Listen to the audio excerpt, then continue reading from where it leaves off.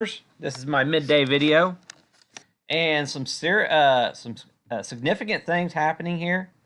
And I think what's really at the forefront of this market rally today has a lot to do with the 2 year uh, Treasury. We have a 1.73% decline since the open market, so we are seeing a significant lead over the other um, uh, expiration dates in the um, 2 year treasuries.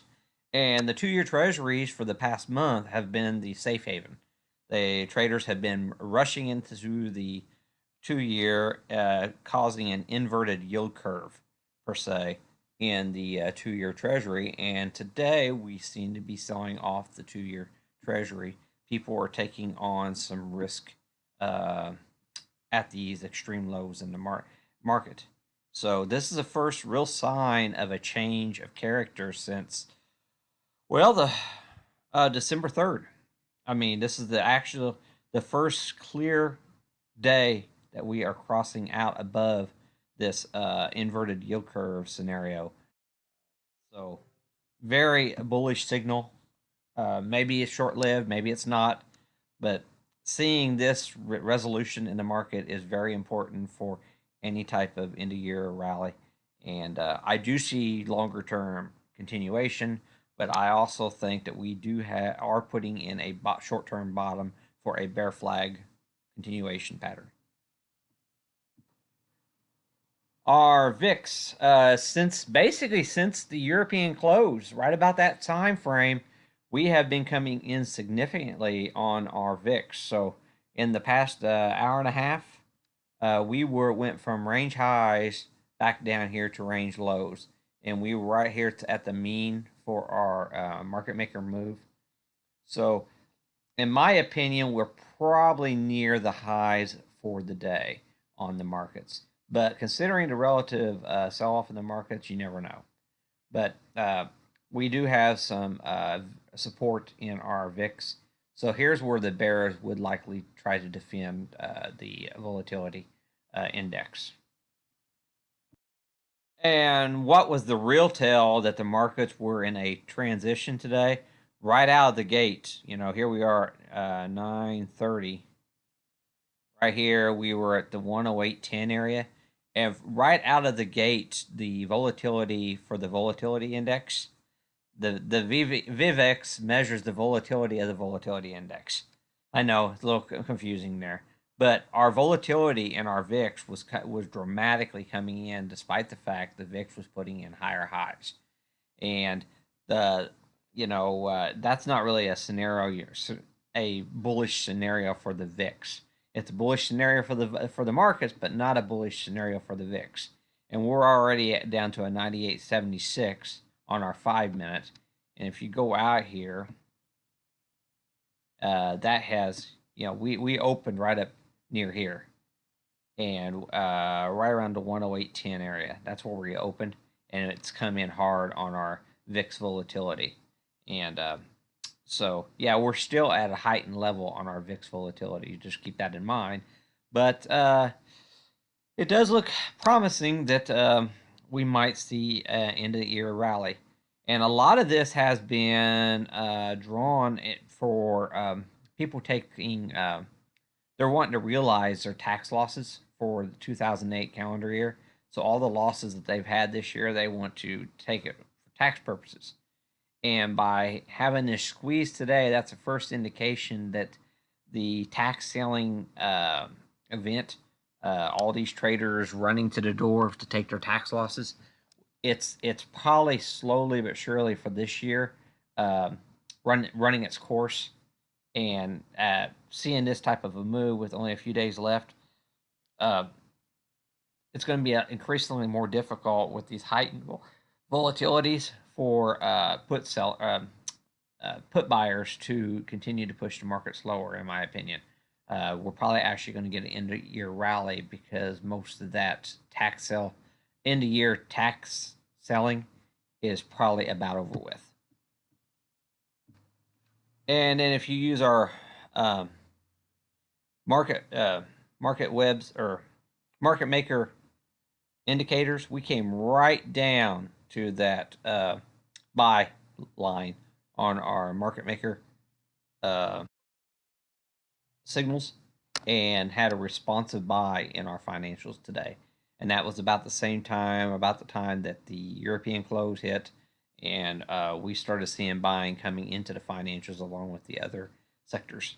Now, the financials are still lagging a lot of the different sectors, but just seeing a change of character in the financials and how the money flows are going in there is very positive thinking that we might see some continuation in the next few days. And if you go with your high yield, it's another scenario. Completely got destroyed last week on our high yield bonds.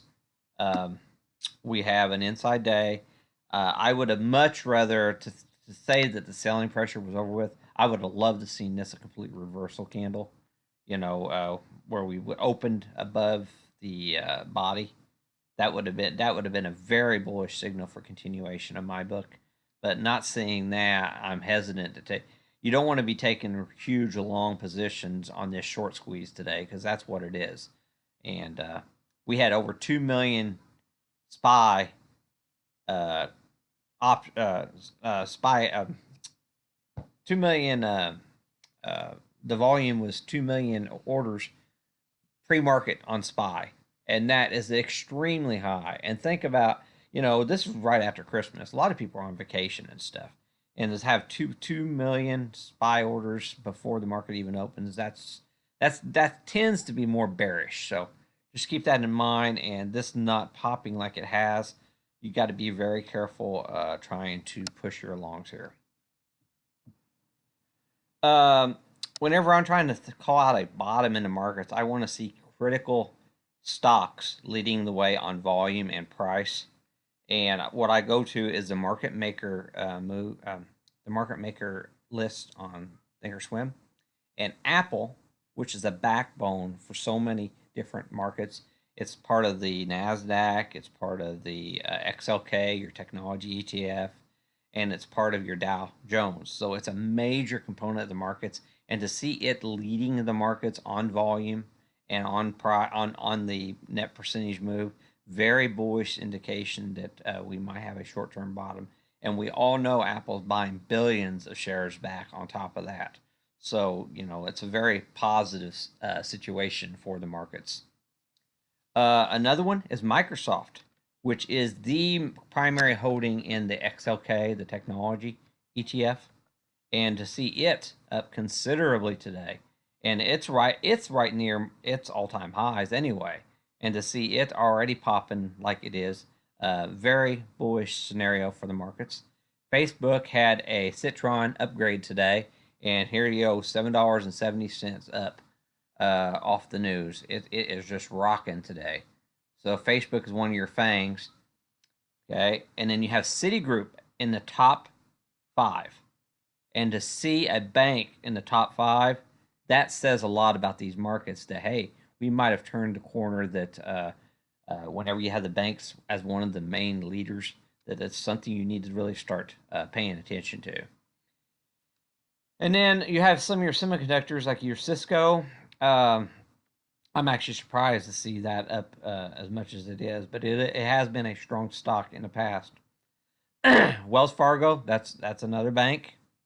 Your Intel, another Dow component technology stock.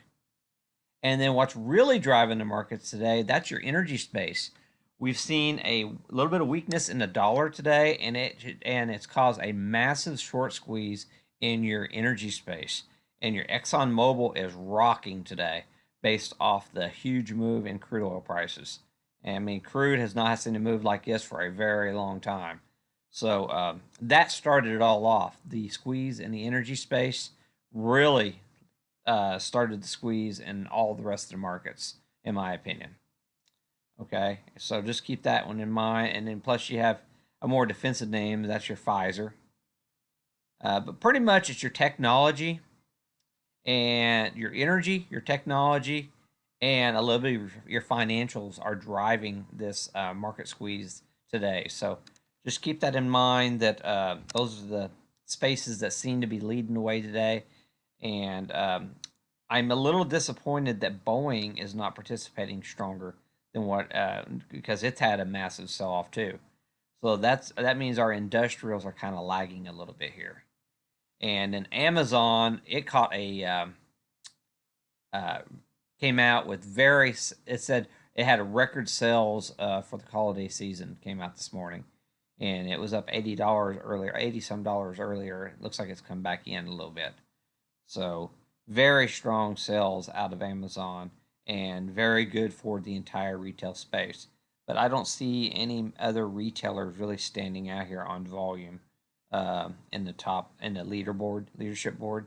What I really do see is a change of character in the banks that are very important. We have to have the banks to continue this drive higher in the markets. So just keep that in mind. I still think that we're probably putting in a bottom for this year in the markets, and then next year we'll probably continue to lower lows. But as far as this year is concerned, I do think we're putting in a significant low in the markets today. So just keep that in mind. Give me 1 second here. Another critical indicator to see how things are working are advancing minus our declining volume in the markets. Okay. And our advancing minus our declining are right around, well, yeah. Right here at the beginning of today, the advancing minus the declining volume, it turned positive, and we are at the highs of the day on the advancing volume. 1,826 is the read. It's typically a high read right here, so very bullish signal here that money is rotating into the markets here. So just keep that in mind that it looks like that we've got a change of character here. We've had a lot higher in the past, but